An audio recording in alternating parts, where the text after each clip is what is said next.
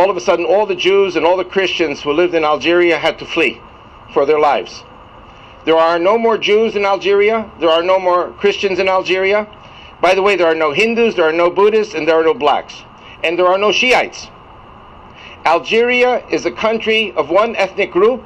They are Algerian Sunnis, and they speak the same language, and they're basically just one ethnic group.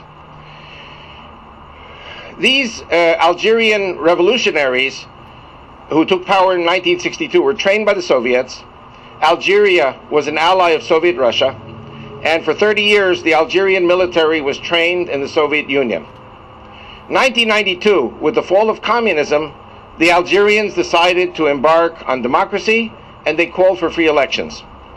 They had elections, and the Salafists won the elections. Salafists are what you'd call today the Muslim Brotherhood in Egypt. The fanatic Muslims won the elections, and the Algerian military declared the elections null and void. This started a civil war, and 200,000 Algerians have been killed by fellow Algerians in the last 20 years. Now, my dear Rachel is watching Al Jazeera, and she sees an interview that makes her so sick to the stomach that for a whole week she couldn't sleep and she had to take sedatives. And she calls me, and she tells me about what she saw on Al Jazeera. Al Jazeera was interviewing an Algerian terrorist.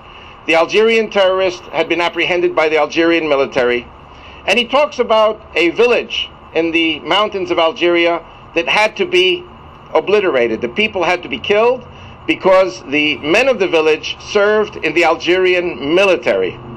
Now, if you served in the military, it means you were Soviet trained and you were Muslim, but you were secular Muslim.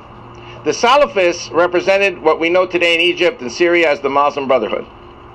Okay, so they reconnoitered the village a few days, and then after a few days they decided to go in and finish off the village. They waited for the men to leave the village by 6:30 in the morning. They closed in on the village. They knocked on the doors, and the women were there. They asked the women to cook them a meal. The women cooked them a meal.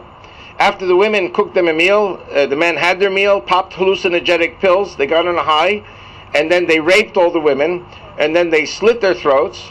Then they slit the throats of the elderly, they slit the throats of the children, they killed every last person in that village, except for the men who were off to the army.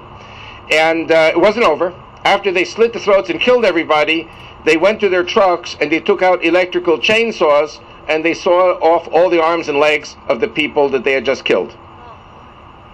Because it says in the so-called Holy Quran, anyone, chapter 5, verse 33 of the Quran, anyone who makes war against Allah and His Prophet Muhammad and spread disorder in the land, we will kill, we will crucify, we will chop their arms and legs off, and we will banish from the earth.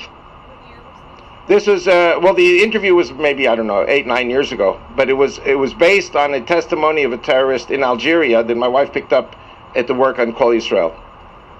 This civil war has been going on for 20 years.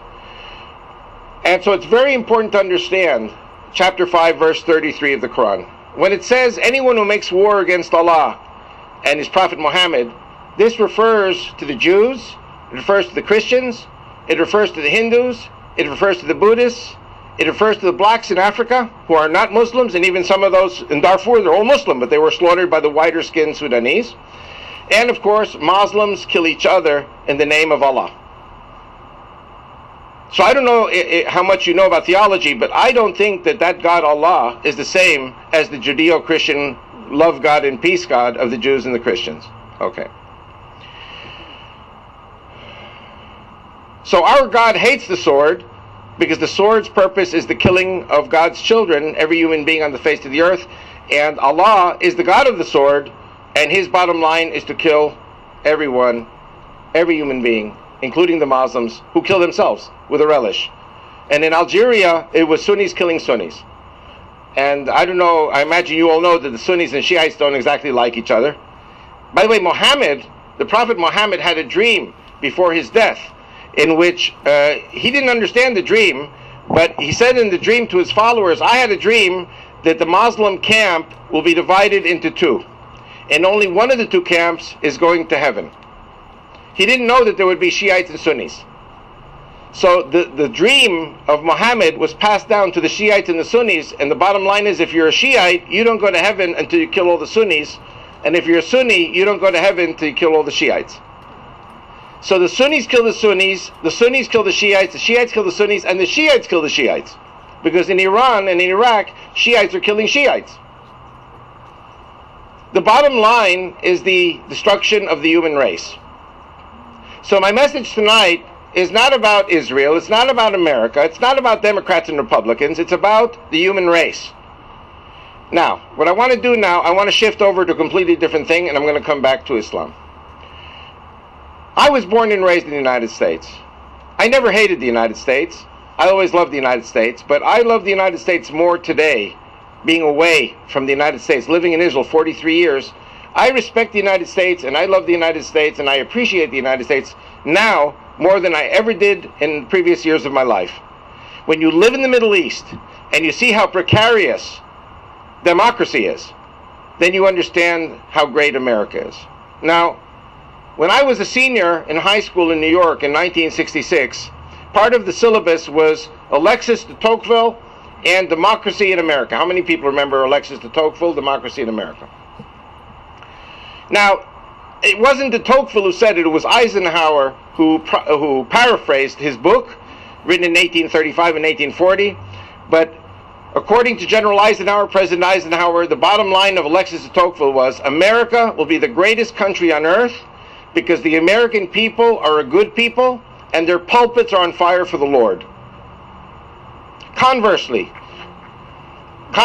when America's, now listen carefully because this is where we are now. Conversely, when America's pulpits are no longer on fire for the Lord, America will lose its preeminence in the world.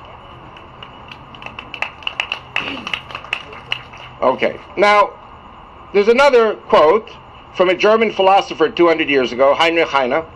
And Heinrich Heine, how many people heard of Heinrich Heine? Okay, and Heinrich Heine said 200 years ago that the world must choose between the foolishness of the Americans and the despotism and tyranny of the Russians. This was 200 years ago. Because the Americans were pushing west to the Pacific, the Russians were pushing east to the Pacific. America and Russia eventually would be the two great competitors for world history. Okay. You all heard of Winston Churchill. Winston Churchill said in World War II, America always does the right thing after it has exhausted all the other possible alternatives.